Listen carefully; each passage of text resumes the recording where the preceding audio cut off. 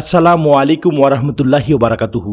প্রিয় ভাইরা, এখন শুনছেন বিষয়ভিত্তিক তাফসিরুল কুরআন বিল কুরআন থেকে অধ্যায় 15, কুরআনকে অস্বীকার করার পরিণাম। কুরআন অস্বীকারীরা অন্ধকারে ডুবে থাকে। যারা আমার আয়াতসমূহকে অস্বীকার করে তারা বধির ও বোবা, তারা অন্ধকারে নিমজ্জিত রয়েছে। আল্লাহ যাকে ইচ্ছা বিপদগামী করেন এবং যাকে ইচ্ছা সরল পথে পরিচালিত করেন। সূরা আনআম আয়াত নম্বর 39। অর্থাৎ যারা সত্য কথা শোনে না, সত্য কথা বলে না, তাদের কান ও মুখ সত্যের ব্যাপারে বধির ও বোবা, তারা কখনো হেদায়েত পাবে না। বলো, তোমাদের অভিমত কি? যদি এই কুরআন আল্লাহর নিকট হতে অবতীর্ণ হয়ে থাকে এবং তোমরা এটা প্রত্যাখ্যান করো, তবে যে ব্যক্তি ঘোর বিরোধিতায় লিপ্ত আছে তার চেয়ে কে অধিক পথভ্রষ্ট? সূরা হামিম সাজদা আয়াত নম্বর 52। হে রাসূল, বলুন, তোমরা কি ভেবে দেখেছ যে যদি এ কালাম আল্লাহর পক্ষ থেকেই এসে থাকে এবং তোমরা তা মানতে অস্বীকার করো, তাহলে তোমাদের অবস্থা কি হবে? আর এ ধরনের কালামের পক্ষে তো বনী ইসরায়েলের একজন সাক্ষী দিয়েছে, অতঃপর সে ঈমান এনেছে, আর তোমরা অহংকারে ডুবে রয়েছ। নিশ্চয়ই আল্লাহ এমন জালিমদেরকে হেদায়েত করেন না। সূরা আহকাফ আয়াত নম্বর 10। তাদের কুরআন বুঝার তৌফিক হয় না। কোনো ব্যক্তিকে তার প্রতিপালকের নির্দেশনাবলী স্মরণ করিয়ে দেওয়ার পর সে যদি সেটা হতে মুখ ফিরিয়ে নেয় এবং তার কৃতকর্মসমূহ ভুলে যায়, তবে তার চেয়ে অধিক জালিম আর কে হতে পারে? আমি তাদের অন্তরের উপর আবরণ সৃষ্টি করে দিয়েছি যেন তারা তা অর্থাৎ কুরআন বুঝতে না পারে, আর তাদের কানে রয়েছে বধিরতা।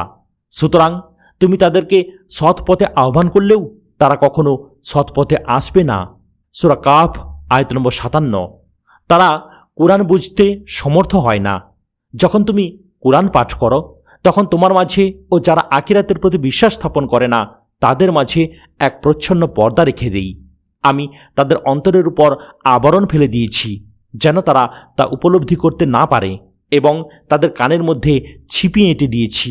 ফলে যখন তুমি কুরআন হতে তোমার প্রতিপালকের একত্ববাদ বিষয়ক আয়াত তিলাওয়াত করো, তখন তারা পৃষ্ঠপ্রদর্শন করে সরে পড়ে। সূরা বনী ইসরাইল আয়াত নম্বর 45 এবং 46। ব্যাখ্যা: কুরআনের দাওয়াত হচ্ছে অসীম ক্ষমতাসম্পন্ন রবের সামনে জবাবদিহি করতে হবে, সেদিকে নজর রাখা। এখন যে ব্যক্তি আদৌ আখিরাতকেই মেনে নিতে প্রস্তুত নয় এবং এ দুনিয়ার অভিজ্ঞতালব্ধ যাবতীয় বিষয়ের মধ্যেই যার সমস্ত আস্থা ও বিশ্বাস সীমাবদ্ধ, সে কখনো কুরআনের এ দাওয়াতকে গ্রহণ করতে রাজি হবে না। এ আওয়াজ সর্বদা তার কানের পর্দায় আসতে থাকবে, কিন্তু কখনো তার মনোরাজ্যে প্রবেশ করার পথ খুঁজে পাবে না। এটি একটি মনস্তাত্ত্বিক সত্য ব্যাপার। সর্বশক্তিমান আল্লাহ এ সত্যকে এভাবে বর্ণনা করেছেন যে যে ব্যক্তি আখিরাত মানে না, আমি তার অন্তর ও কান কুরআনের দাওয়াতের জন্য বন্ধ করে দেই। অর্থাৎ এটি আমার প্রাকৃতিক আইন। আখিরাত অস্বীকারীদের উপর এ আইনটি এভাবে প্রবর্তিত হয়। তারা সবচেয়ে বড় জালিম। যে ব্যক্তি আল্লাহর উপর মিথ্যারোপ করে এবং যখন তার নিকট সত্য আছে তখন তা প্রত্যাখ্যান করে, তার চেয়ে বড় জালিম আর কে হতে পারে? কাফিরদের ঠিকানা কি জাহান্নাম নয়? সূরা জুমার আয়াত নম্বর 32। যে ব্যক্তি আল্লাহ সম্বন্ধে মিথ্যা রচনা করে অথবা তার আয়াতসমূহকে প্রত্যাখ্যান করে, তার চেয়ে বড় জালিম আর কে হতে পারে? নিশ্চয়ই জালিমরা কখনো সফলকাম হবে না। সূরা আনআম আয়াত নম্বর 21। তাদের সকল আমল নষ্ট হয়ে যাবে। যারা আমার আয়াতসমূহ ও আখিরাতের সাক্ষাৎকে অস্বীকার করে, তাদের আমলসমূহ নষ্ট হয়ে যাবে। তারা যা করে তাদেরকে সে অনুযায়ী প্রতিফল দেয়া হবে। সূরা আরাফ আয়াত নম্বর 147। তারা পর্যায়ক্রমে ধ্বংসের সম্মুখীন হবে। যারা আমার আয়াতসমূহকে মিথ্যারোপ করে, আমি তাদেরকে এমনভাবে ধ্বংসের দিকে নিয়ে যাই যে তারা জানতেও পারে না। সূরা আরাফ আয়াত নম্বর 182। যারা আমাকে এবং এ বাণীকে মিথ্যারোপ করেছে তাদের ব্যাপারটি ছেড়ে দাও। আমি তাদেরকে এমনভাবে ক্রমে ক্রমে ধরব যে তারা বুঝতেও পারবে না, আর আমি তাদেরকে অবকাশ দিয়ে থাকি। নিশ্চয়ই আমার কৌশল সুদৃঢ়। সূরা কালাম আয়াত নম্বর 44 এবং 45। তারা জাহান্নামের আগুনে জ্বলবে। যারা আমার আয়াতসমূহকে প্রত্যাখ্যান করে তাদেরকে আগুনে পোড়াবো। যখনই তাদের চামড়া জ্বলে যাবে তখনই তার স্থলে নতুন চামড়া সৃষ্টি করব, যেন তারা পরিপূর্ণভাবে শাস্তি ভোগ করে। নিশ্চয়ই আল্লাহ মহাপরাক্রমশালী ও প্রজ্ঞাময়। অধ্যায় 16, কোরআনের প্রতি বিশ্বাস স্থাপন। কোরআনের প্রতি বিশ্বাস স্থাপন করার নির্দেশ। আর আমি যা অবতীর্ণ করেছি তোমরা তার প্রতি ঈমান আনয়ন করো। তোমাদের সাথে যা আছে অর্থাৎ তাওরাত ও ইঞ্জিল তা তারই সত্যতা প্রমাণকারী। আর তোমরা এ ব্যাপারে প্রথম অস্বীকারী হইও না এবং আমার আয়াতসমূহকে সামান্য মূল্যে বিক্রি করে দিও না। আর তোমরা আমাকেই ভয় করো। সূরা বাকারা আয়াত নম্বর 41। প্রকৃত জ্ঞানীরা কোরআনকে বিশ্বাস করে, কিন্তু তাদের মধ্যে যারা জ্ঞানে সুগভীর তারা ও মুমিনগণ তোমার প্রতি যা নাজিল করা হয়েছে তার প্রতি ঈমান আনয়ন করে, সালাত কায়েম করে, জাকাত দেয় এবং আল্লাহ ও পরকালের প্রতি ঈমান রাখে। আমি তাদেরকে মহাপুরস্কারে ভূষিত করব।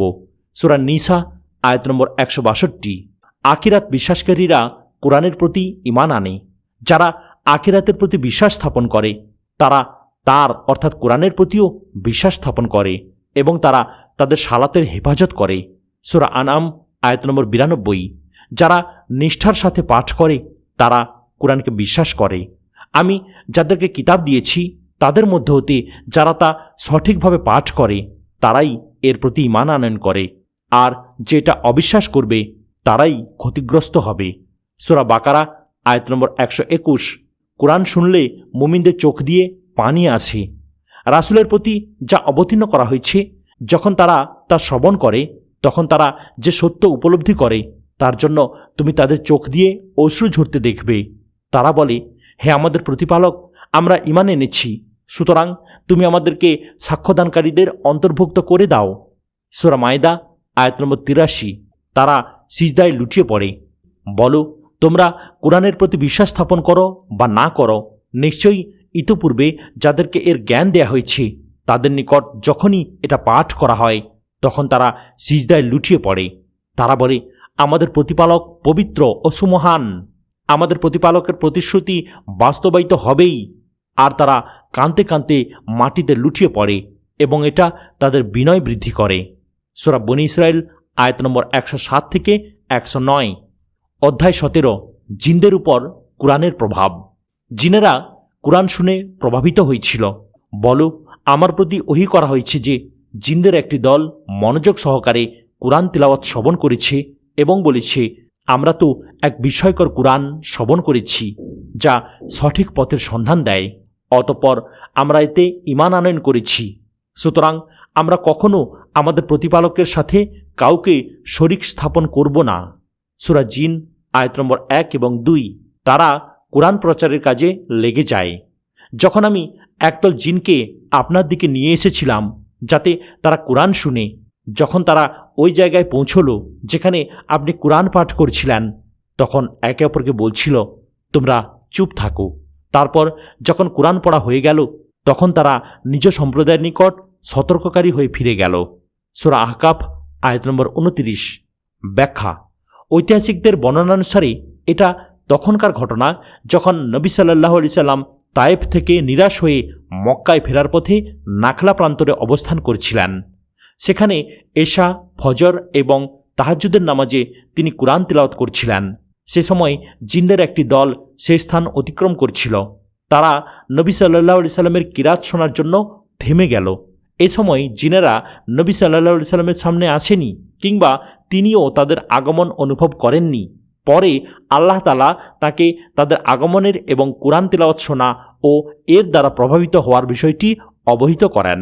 তারা কোরআনের গুণাগুণ বর্ণনা করল। তারা বলল, হে আমাদের সম্প্রদায়, আমরা এমন এক কিতাব শুনলাম যা মুসার পর নাজিল করা হয়েছে, যা এর আগের কিতাবগুলোর সত্যায়ন করে এবং সত্য ও সঠিক পথের সন্ধান দেয়। সূরা আহকাফ আয়াত নম্বর 30। ব্যাখ্যা। এ থেকে জানা যায় যে এসব জিন পূর্ব থেকে মুসা আলাইহিস সালাম ও আসমানি কিতাবসমূহের প্রতি ঈমান রাখত। তারা কোরআন শোনার পর বুঝতে পারল যে পূর্ববর্তী নবী রাসূলগণ যে শিক্ষা দিয়ে আসছেন এটাও সেই শিক্ষা। তাই তারা এই কিতাব এবং এর বাহক রাসূল সাল্লাল্লাহু আলাইহি সাল্লামের উপর ঈমান আনল। তারা কোরআনকে মুক্তির উপায় মনে করল। হে আমাদের সম্প্রদায়, যে আল্লাহর দিকে ডাকে তার ডাকে সাড়া দাও এবং তার প্রতি ঈমান আনয়ন করো। আল্লাহ তোমাদের গুনাহ মাফ করবেন এবং কষ্টদায়ক আযাব থেকে বাঁচাবেন। আর যে আল্লাহর দিকে আহ্বানকারীর ডাকে সাড়া দেবে না, তার জন্য দুনিয়ায় এমন কোনো শক্তি নেই যে আল্লাহকে পরাজিত করতে পারে, আর তার এমন কোনো সহায়কও নেই যে তাকে আল্লাহর থেকে বাঁচাতে পারে। এসব লোক স্পষ্ট পথভ্রষ্টতায় রয়েছে। সূরা আহকাফ আয়াত নম্বর 31 এবং 32। ব্যাখ্যা: ইবনে আব্বাস রাদিয়াল্লাহু তাআলা আনহু হতে বর্ণিত, তিনি বলেন, রাসূলুল্লাহ সাল্লাল্লাহু আলাইহি সাল্লাম কোনো এক সময় তাঁর সাহাবীদেরকে সাথে নিয়ে উকাজ নামক বাজারের উদ্দেশ্যে রওনা হন। ইতোমধ্যে জিনদের আকাশের খবরাদি সংগ্রহে প্রতিবন্ধকতা সৃষ্টি করে তাদের বিরুদ্ধে অগ্নিশিখা ছুঁড়ে মারা শুরু হয়েছে। তাই জিনরা ফিরে আসলে অন্য জিনরা তাদেরকে বলল, কি ব্যাপার? তারা বলল, আকাশের খবরাদি সংগ্রহে আমাদের জন্য বাধা সৃষ্টি করা হয়েছে এবং আগুনের স্ফুলিঙ্গ ছুঁড়ে মারা হচ্ছে। তখন শয়তান বলল, আসমানের খবরাদি সংগ্রহে তোমাদের বিরুদ্ধে যে প্রতিবন্ধকতা সৃষ্টি করা হয়েছে তা নিশ্চয়ই কোনো নতুন ঘটনা সংঘটিত হওয়ার কারণেই হয়েছে। তাই তোমরা পৃথিবীর পূর্ব পশ্চিম সব জায়গায় ঘুরে ঘুরে দেখো ব্যাপার কি। অতঃপর তার কারণ অনুসন্ধান করার জন্য সবাই পৃথিবীর চতুর্দিকে বেরিয়ে পড়ল। আবদুল্লাহ ইবনে আব্বাস রাদিয়াল্লাহু তাআলা আনহু বলেন, যারা তিহামার উদ্দেশ্যে বেরিয়েছিল তারা নাখলা নামক স্থানে এসে রাসূলুল্লাহ সাল্লাল্লাহু আলাইহি সাল্লামের কাছে উপস্থিত হয়। তিনি এদিক দিয়ে উকাজ বাজারের উদ্দেশ্যে গমন করছিলেন। এই সময় তিনি সাহাবীদেরকে সঙ্গে নিয়ে ফজরের নামাজ আদায় করছিলেন। তখন জিনদের দলটি পবিত্র কুরআনের আয়াত শুনতে পেয়ে অধিক মনোযোগ সহকারে তা শুনে বলে উঠল, আকাশের খবরাদি ও তোমাদের মাঝে এটাই বাধা সৃষ্টি করেছে। তাই তারা ফিরে গিয়ে তাদের সম্প্রদায়কে বলল, হে আমাদের সম্প্রদায়, আমরা এমন এক বিস্ময়কর কুরআন শুনেছি যা আমাদেরকে হেদায়েতের পথ দেখায়। আমরা এই বাণীর প্রতি ঈমান এনেছি। আমরা আর কখনো আমাদের প্রতিপালকের সাথে কাউকে শরিক করব না। এরপরই মহান আল্লাহ উপরোক্ত আয়াত নাজিল করেন এবং ওহির মাধ্যমে নবী সাল্লাল্লাহু আলাইহি সাল্লামকে জিনদের কথোপকথন সম্পর্কে অবহিত করেন। সহিহ বুখারী হাদিস নম্বর 4921, অধ্যায় 18, কুরআনের সার্বজনীনতা। কুরআন সকল মানুষের জন্য এসেছে। আমি তোমার প্রতি মানুষের জন্য সত্য সহকারে কিতাব অবতীর্ণ করেছি। অতএব যে হেদায়েতপ্রাপ্ত হয় সে নিজের জন্যই হেদায়েতপ্রাপ্ত হয়, আর যে পথভ্রষ্ট হয় সে নিজের ধ্বংসের জন্যই পথভ্রষ্ট হয়, আর তুমি তাদের জিম্মাদার নও। সূরা জুমার আয়াত নম্বর 41। কুরআন সারা বিশ্বের জন্য সতর্কবাণী। বরকতময় সেই সত্তা যিনি তার বান্দার প্রতি ফুরকান অবতীর্ণ করেছেন, যাতে করে তিনি বিশ্বজগতের জন্য সতর্ককারী হতে পারেন। সূরা ফুরকান আয়াত নম্বর 1। ব্যাখ্যা: ফুরকান এর অর্থ হচ্ছে দুটি জিনিসকে আলাদা করা। এর প্রকৃত অর্থ হবে মানদণ্ড, সিদ্ধান্তকর জিনিস ও নির্ণায়ক। এই আয়াতে আল্লাহ তাআলা ফুরকান বলতে কুরআনকে উদ্দেশ্য নিয়েছেন, যার অর্থ হবে পার্থক্যকারী, অর্থাৎ সত্য ও মিথ্যার মাঝে পার্থক্যকারী। কেননা কুরআন হচ্ছে এমন একটি গ্রন্থ যা সত্য মিথ্যা তথা হক ও বাতিলের মাঝে পার্থক্য নির্ণয় করে দেয়। আর পার্থক্য করার দিক থেকে এটি এতই পারদর্শী যে এটি নিজেই পৃথিবীর অন্যান্য সকল গ্রন্থ থেকে পৃথক বৈশিষ্ট্যমণ্ডিত, যা কোনো সৃষ্টির পক্ষে তৈরি করা সম্ভব নয়। কুরআন বিশ্ববাসীর জন্য উপদেশবাণী। এটা মানবজাতির জন্য স্পষ্ট বিবরণ এবং আল্লাহ বিরোধীদের জন্য পথ প্রদর্শক ও উপদেশ। সূরা আলে ইমরান আয়াত নম্বর 138। এ কুরআন বিশ্ববাসীর জন্য উপদেশবাণী ছাড়া আর কিছুই নয়। সূরা কালাম আয়াত নম্বর 52। কুরআনের দৃষ্টান্তসমূহ সকলের জন্য পেশ করা হয়েছে, আর আমি এ কুরআনে মানুষের জন্য সকল প্রকার দৃষ্টান্ত বর্ণনা করেছি যেন তারা উপদেশ গ্রহণ করতে পারে। সূরা জুমার আয়াত নম্বর 27। আমি এসব দৃষ্টান্ত বর্ণনা করি মানুষের জন্য যেন তারা চিন্তা করে। সূরা হাশর আয়াত নম্বর 21। অধ্যায় 19, কুরআনের বৈশিষ্ট্য ও শ্রেষ্ঠত্ব। কুরআন খুবই ভারী কালাম। আমি অচিরেই তোমার প্রতি অবতীর্ণ করব ভারত্বপূর্ণ বাণী। সূরা মুজ্জামিল আয়াত নম্বর 5। আমি যদি এই কুরআন পর্বতের উপর অবতীর্ণ করতাম তবে তুমি দেখতে যে ওটা আল্লাহর ভয়ে বিনীত ও বিদীর্ণ হয়ে গেছে। সূরা হাশর আয়াত নম্বর 21। ব্যাখ্যা: কুরআন নবী সাল্লাল্লাহু আলাইহি সাল্লামের শ্রেষ্ঠ মুজিজা। কুরআন ভাষা ও সাহিত্যিক মূল্যবোধের বিচারেও মুজিজা, আবার শিক্ষা ও জানার বিচারেও তা মুজিজা। কোরআন যে সময় নাজিল হয়েছিল সে সময় মানুষ কোরআনের বাণীর মতো বাণী বানিয়ে পেশ করতে অক্ষম ছিল এবং আজও অক্ষম। এর কোনো কথা কখনো কোনো যুগে ভুল প্রমাণ করা যায়নি এবং যাবেও না। বাতিল না পারে সামনে থেকে এর মোকাবেলা করতে, না পারে পেছন দিক থেকে আক্রমণ করে পরাজিত করতে। মানুষ কোরআন থেকে যত বেশি পথ নির্দেশনা পাওয়ার চেষ্টা করে, এটা তাকে ততটাই পথ নির্দেশনা দান করে। সুতরাং যে যত বেশি এর অনুসরণ করবে, দুনিয়া ও আখিরাতের কল্যাণ সে তত বেশি লাভ করবে। আবু হুরায়রা রাদিয়াল্লাহু তাআলা আনহু হতে বর্ণিত, তিনি বলেন, নবী সাল্লাল্লাহু আলাইহি সাল্লাম বলেছেন, এমন কোনো নবী ছিলেন না যাকে কোনো মুজিজা দেয়া হয়নি, যা দেখে লোকেরা ঈমান এনেছে। কিন্তু আমাকে যা দেয়া হয়েছে তা হচ্ছে ওহী, যা আল্লাহ তাআলা আমার কাছে নাজিল করেছেন। সুতরাং আমি আশা করি কিয়ামতের দিন তাদের অনুসারীদের তুলনায় আমার উম্মতের সংখ্যাই হবে সর্বাধিক। সহিহ বুখারী হাদিস নম্বর 4981। কোরআন বিজ্ঞানময় কিতাব। এগুলো বিজ্ঞানময় কিতাবের আয়াত। সূরা লুকমান আয়াত নম্বর 2। ইয়াসিন, কসম বিজ্ঞানময় কোরআনের। সূরা ইয়াসিন আয়াত নম্বর 1 এবং 2। ব্যাখ্যা। এই কোরআনে যেসব কথা বলা হচ্ছে এগুলো কোনো হালকা কথা নয়। এগুলো কোনো মানুষের অনুমান ও মতামত ভিত্তিকও নয়, বরং এক জ্ঞানবান সত্তা এগুলো নাজিল করেছেন। তিনি নিজের সৃষ্টির প্রয়োজন ও কল্যাণ এবং এর অতীত, বর্তমান ও ভবিষ্যৎ সম্পর্কে পুরোপুরিভাবে অবগত আছেন। বান্দাদের সংশোধন ও পথ নির্দেশনার জন্য তিনি তার জ্ঞান দ্বারা সর্বোত্তম কৌশল ও ব্যবস্থা অবলম্বন করেন। এর আয়াতসমূহ স্পষ্ট ও সুবিন্যস্ত। আলিফ লাম রা, এটা এমন কিতাব যার আয়াতসমূহকে সুস্পষ্ট করা হয়েছে, অতঃপর বিশদভাবে বর্ণনা করা হয়েছে। এ কিতাব প্রজ্ঞাময় ও সর্বজ্ঞ আল্লাহর নিকট হতে এসেছে। সূরা হুদ আয়াত নম্বর 1। কোরআনের কথা সত্য। কথার ক্ষেত্রে আল্লাহর চেয়ে অধিক সত্যবাদী আর কে আছে? সূরা নিসা আয়াত নম্বর 122। কোরআনের আয়াতসমূহ সাদৃশ্যপূর্ণ। আল্লাহ সর্বোত্তম বাণী অবতীর্ণ করেছেন। এটা এমন কিতাব যা সামঞ্জস্যপূর্ণ এবং যার বিষয়াদি পুনরাবৃত্তি করা হয়েছে। যারা তাদের প্রতিপালককে ভয় করে, এতে তাদের দেহ শিহরে উঠবে। তারপর তাদের দেহ ও অন্তর প্রশান্ত হয়ে আল্লাহর স্মরণের দিকে ঝুঁকে পড়ে। এটাই আল্লাহর হিদায়াত। এর দ্বারা তিনি যাকে ইচ্ছা তাকে হিদায়াত দান করেন, আর আল্লাহ যাকে পথভ্রষ্ট করেন তার কোনো পথ প্রদর্শক নেই। সূরা জুমার আয়াত নম্বর 23। ব্যাখ্যা। কোরআনের কথার মধ্যে কোনো বৈপরীত্য ও বিরোধ নেই। প্রথম থেকে শেষ পর্যন্ত গোটা কিতাব একই দাবি, একই আকীদা বিশ্বাস এবং একই আদর্শ পেশ করে। এর প্রতিটি অংশ অন্য সব অংশের এবং প্রতিটি বিষয় অন্য সব বিষয়ের সত্যায়ন, সমর্থন ও ব্যাখ্যা বিশ্লেষণ করে। অর্থ ও বর্ণনা উভয় দিক দিয়েই এ গ্রন্থের পূর্ণ মিল ও সামঞ্জস্য বিদ্যমান। কোরআনের মধ্যে কোনো জটিলতা নেই। সমস্ত প্রশংসা আল্লাহেরই, যিনি তার বান্দার প্রতি এই কিতাব অবতীর্ণ করেছেন এবং তাতে কোনো বক্রতা রাখেননি। সূরা কাফ আয়াত নম্বর 1। এই কোরআন আরবি ভাষায় অবতীর্ণ হয়েছে। এতে বিন্দুমাত্রও বক্রতা নেই, হয়তো তারা তাকওয়া অর্জন করতে পারবে। সূরা জুমার আয়াত নম্বর 28।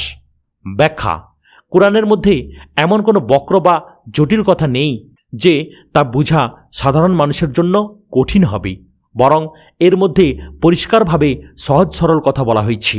ফলে প্রত্যেক ব্যক্তি খুব সহজে জেনে নিতে পারে যে এ গ্রন্থ কোন জিনিসকে ভ্রান্ত বলে এবং কেন বলে, কোন জিনিসকে সঠিক বলে এবং কিসের ভিত্তিতে বলে, কি স্বীকার করাতে চায় এবং কোন জিনিস অস্বীকার করাতে চায়, কোন কোন কাজের নির্দেশ দেয় এবং কোন কোন কাজ হতে নিষেধ করে।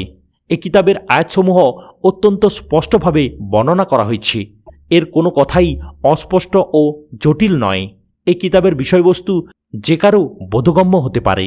হক ও বাতিল, সঠিক আকীদা ও ভ্রান্ত আকীদা, ভালো চরিত্র ও মন্দ চরিত্র, সৎ কাজ ও অসৎ কাজ, কোন পথে মানুষের কল্যাণ এবং কোন পথে মানুষের ক্ষতি, এসব কিছু এই গ্রন্থে পরিষ্কারভাবে বর্ণনা করে দেয়া হয়েছে। এখন কেউ যদি এরূপ সুস্পষ্ট হেদায়েত প্রত্যাখ্যান করে কিংবা সেদিকে মনোযোগ না দেয়, তাহলে সে কোনো অজুহাত পেশ করতে পারবে না। এই কিতাব তাদের জন্য যারা জ্ঞানের অধিকারী, অর্থাৎ কেবল জ্ঞানী লোকেরাই এর দ্বারা উপকৃত হতে পারে। অজ্ঞ লোকদের কাছে তা ঠিক তেমনি মূল্যহীন যেমন একটি মূল্যবান হীরকখণ্ড এমন ব্যক্তির কাছে মূল্যহীন যে সাধারণ পাথর ও হীরকখণ্ডের মধ্যে পার্থক্য করতে জানে না। প্রিয় ভাইরা, আজ এখানেই সমাপ্ত করলাম। ভিডিওর পরবর্তী অংশ অর্থাৎ তাফসিরুল কুরআন বিল কুরআন নামক গ্রন্থের পরবর্তী অংশ শুনতে গেলে চ্যানেলটিকে সাবস্ক্রাইব করুন, লাইক, কমেন্ট এবং